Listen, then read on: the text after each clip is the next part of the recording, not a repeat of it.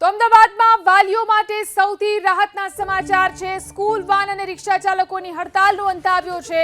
અમદાવાદમાં school વર્દી association અને RTO વિભાગની બેઠક મળી, જેમાં સ્કૂલ વર્દી એસોસિએશને હડતાલ સમેટવાનો નિર્ણય કર્યો। જો કે સ્કૂલ વર્દી ચાલકોને તેમની માંગણીના આધારે વધુ સમય પણ આપવામાં આવ્યો।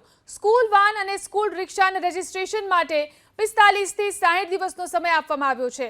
આ સમયગાળા દરમિયાન પાર્સિંગની પ્રક્રિયા કરવામાં આવશે। શનિવાર અને રવિવારે પણ આ કામગીરી ચાલુ રહેશે। ગૃહમંત્રી સાહેબે અમારી જે રજૂઆતો હતી એમાં એમને દરમિયાનગીરી કરીને અમને 45 દિવસનો સમય આલેલો છે કે તમારા વાહનો કાયદેસર કરાવી લેવાના।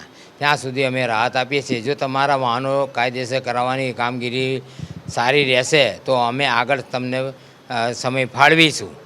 તો મારું બી આજે જે અમારી હડતાલ હતી એ આજે અમે હડતાલ અમારી સમેટી લઈએ છીએ।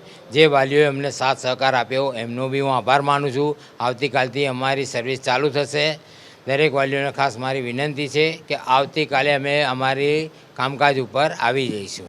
બાળકોની સલામતી માટે કોઈ પણ બાંધછોડ થઈ શકશે નહીં। જે નિયમો છે એ નિયમો મુજબ કાર્યવાહી કરવાની થશે અને તમામ એસોસિએશનના હોદ્દેદારો અને પ્રમુખશ્રી સંમત થયા છે કે અમને 45 થી 60 દિવસ સુધીનો સમય આપવામાં આવે। એ માટે અમે તૈયારી દર્શાવી છે। એ સમય દરમિયાન એ લોકોએ તમામ પ્રક્રિયાઓ પૂર્ણ કરવાની રહેશે। અત્રેની કચેરીએ અથવા રાજ્યની તમામ જગ્યાએ જ્યાં જ્યાં એ લોકોએ પરમિશન લેવાની છે પરમિશન આપવાની રહેશે અને પરમિશનો લીધા પછી એ લોકો બાળકોનું પરિવહન કરી શકશે। આ બાબતે એસોસિએશન સંમત થયું છે અને એ લોકોને 45 થી 60 દિવસનો સમય આપ્યો છે।